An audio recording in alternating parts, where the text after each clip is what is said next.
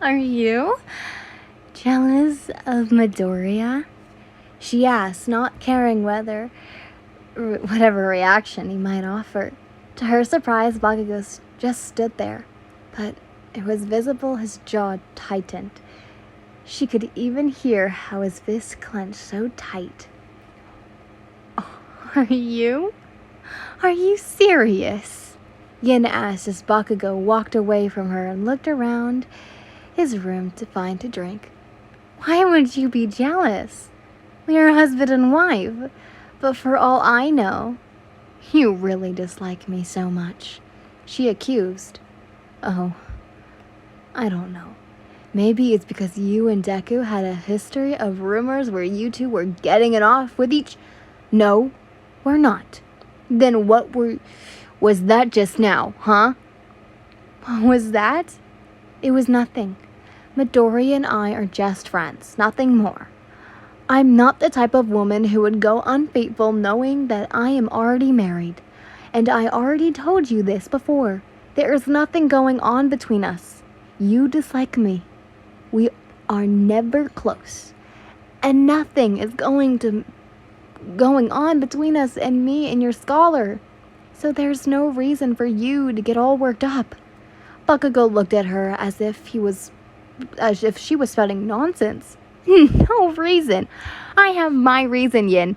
You are my wife, and I don't like to see what belongs to me be taken away, especially not by Deku. I'm your wife, and start treating me like one. Bakugou stopped pasting and faced her. I am fucking trying. Yin went quiet as his voice seemed to break. I am trying, because everyone's telling me I fucked up so bad when I tried to teach you a lesson by sending you into the woods. But you know what? I didn't even want to kill you that time. It's only to put you into your place. But I know I still fucked up. He continued on, and Yin couldn't even find any words to speak. And you're so fucking stubborn that sometimes you remind me of myself. You did things out of my expectations.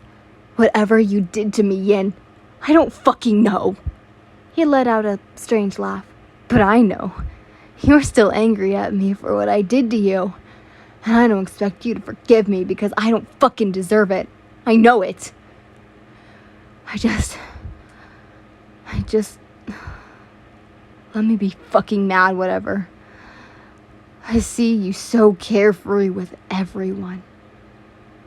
But me. Yin knows what she heard. She can confirm it, and her ears are not playing tricks with her. But it's still so unbelievable to hear this from him. No, not unbelievable. It's just so strangling to finally hear what he actually felt like this. Bakugou was right. Yin had been carefree and friendly with everyone except him. But what do you expect from her? He put her on danger just weeks after marrying her. And Yin has learned her lesson not to let her guard down in front of him. However, she knows what Bakugou just said came from his own genuine thoughts and feelings. You did things out of my expectations, he said. Is he really starting to recognize her now? When Yin thought about it, that's one thing she wants from Bakugou. Recognition. She watched him look up. Yin sighed. All right. Her voice lowered. Yin is so confused as to what kind of reaction she should give after this, so she decided that it's not best to face him right now and think about the answer she must tell him. Katsuki, I will. What?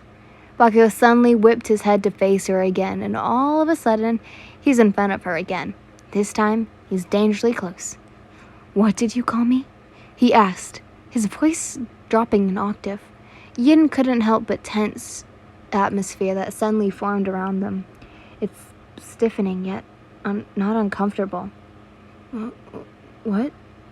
She looked up at him and only then realized how he's slowly closing the distance between them. My name. You said it. Yin felt like she's in a daze. Yes, I did, Katsuki.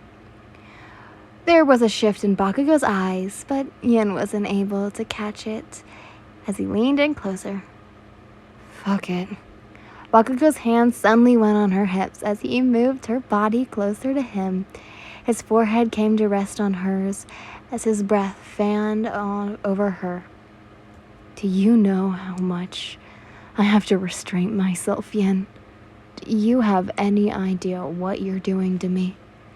Yin couldn't say anything. She's afraid her voice might betray her.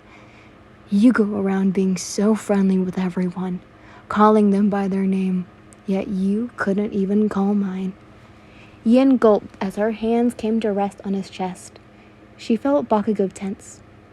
Katsuki.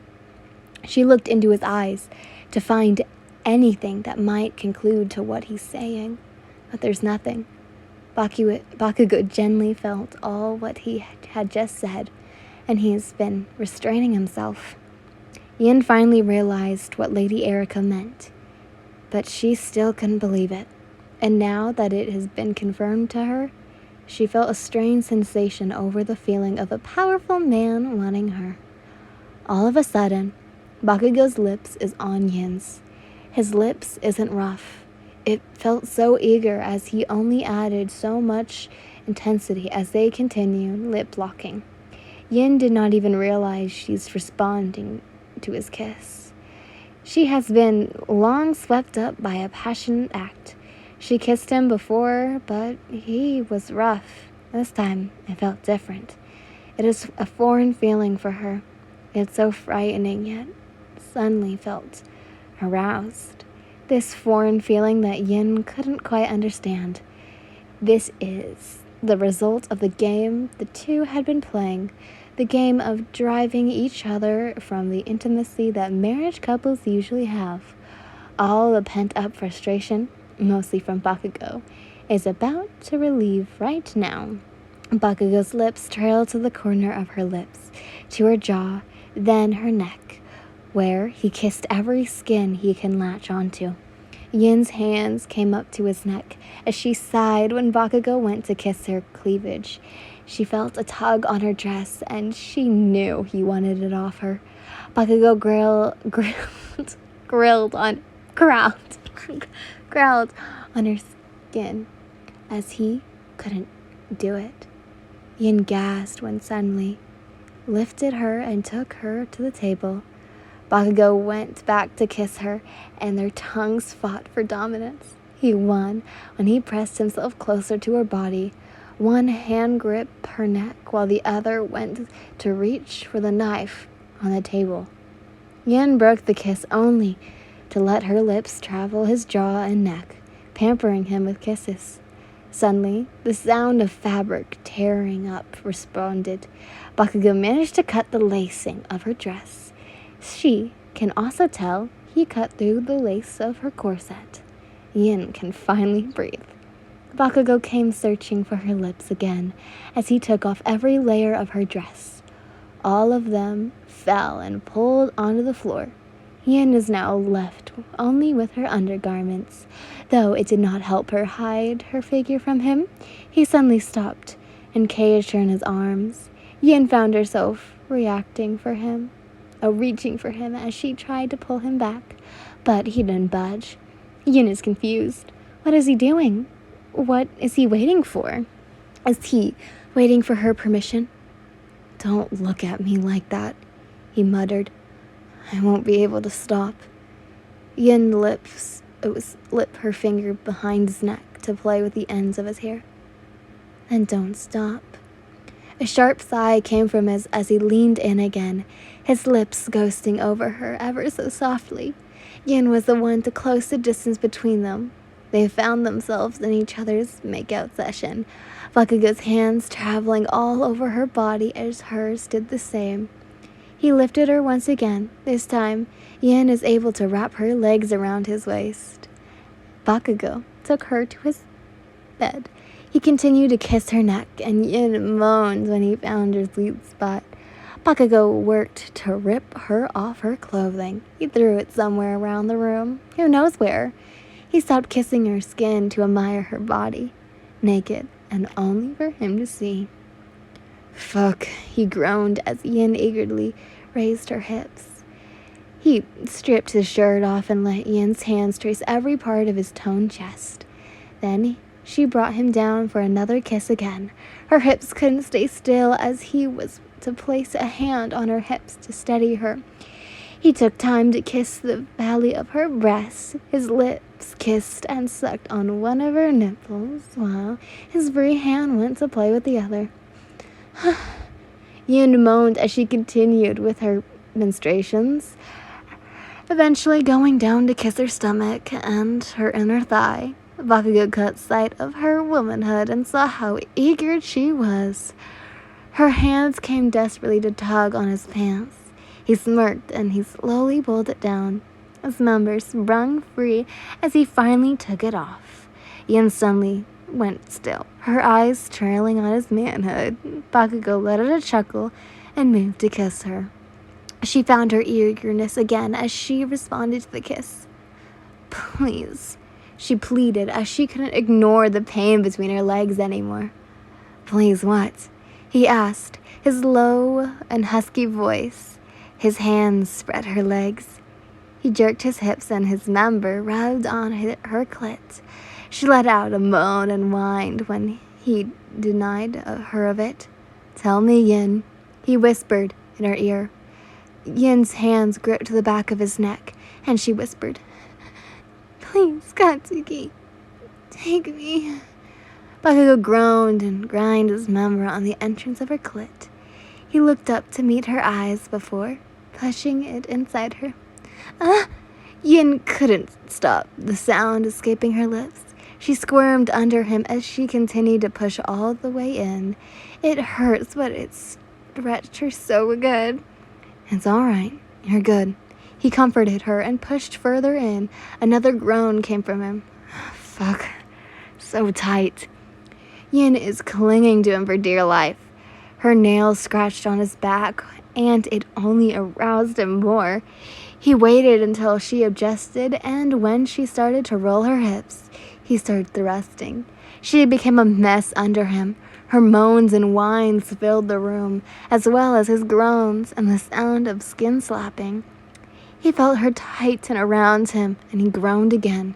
This time, he increased her pace, and Yin's voice could only get louder. Her back arched from the intense pleasure. Bakugou's hand went to her thigh and the other to her waist as he increased his thrusts even further. Say my name, Yin, he whispered into her ear. Katsuki. Again. Katsuki, I'm... She moaned again as he hit a spot. That's right. Good girl.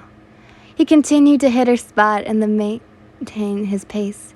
Yin could feel herself coming close, and it took a few more thrusts from him to have her screaming as she finally came. Bakugou's thrust became more sloppy as she can feel him shrugging as he is nearing his climax. A moan retorted from him as he finally came inside her. His body collapsed on hers as both of them took their time to recover from the high.